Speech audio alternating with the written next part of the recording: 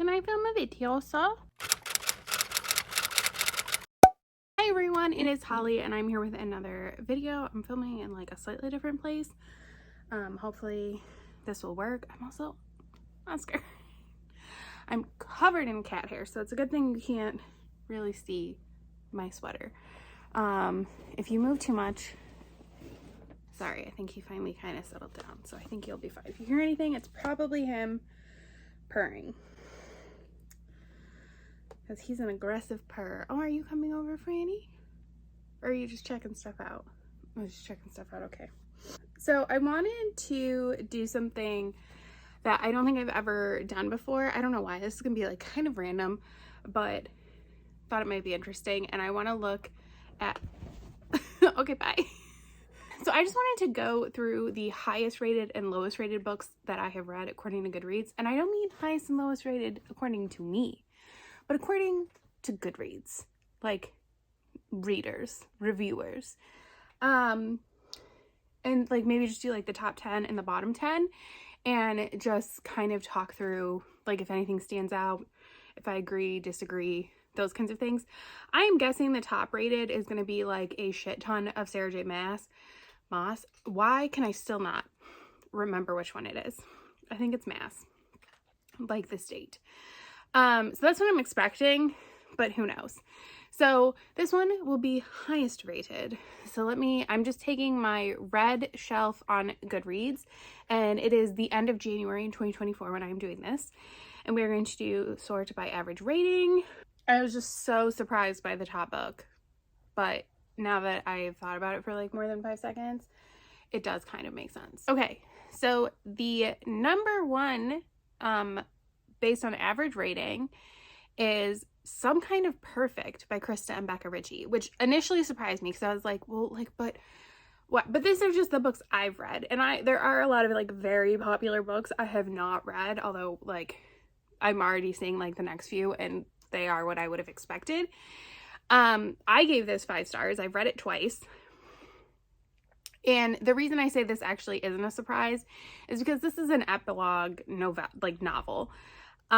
So if you're reading this, you are like drinking the Krista and Becca Ritchie Calloway Sisters Addicted series Flavor Aid. I thought I was so funny in this review. Anyways, so like you are about that. So actually it does make sense. And the average rating is 4.66. Now the next book behind it is what I kind of expected to be the top one. And that is A Court of Mist and Fury by Sarah J. Maas, which has an average rating of 4.65. I gave it 4 stars. I did like this. After this series really went downhill for me. I think I probably gave the next book 3 stars, but like in my head it went downhill. I like this. I don't love Sarah J. Maas. Like and also I'm like kind of tired of seeing her content, or not her content, but her books come up in my life constantly. Like they're always on my Facebook. They're like, which isn't even a bookish place, like a place where I talk about books that often. So like, why am I constantly getting recommended like Facebook groups about Sarah J. Maas? Next is another one I expected, and that is Fourth Wing by Rebecca Yarros. This has an average rating of 4.61, and I gave it a 4 star. I didn't review it, but I have a little note that says, this is a generous 4. The ending is pulling a lot of weight here. And that is true. This book was like a very steady 2.53 stars for me most of the way. I do think part of that was the audio, which is, I had bought the audiobook and I thought Teddy Hamilton was going to be in it more, and he's not. And I've looked, book 2 is the same. So I do own Iron Flame, so I do plan on reading it, but I'm gonna read it with my eyeballs this time. I think that'll help a little bit. But yes, I like Rebecca Yarros. I've read some books by her before, like traditional contemporary romance, and have enjoyed it.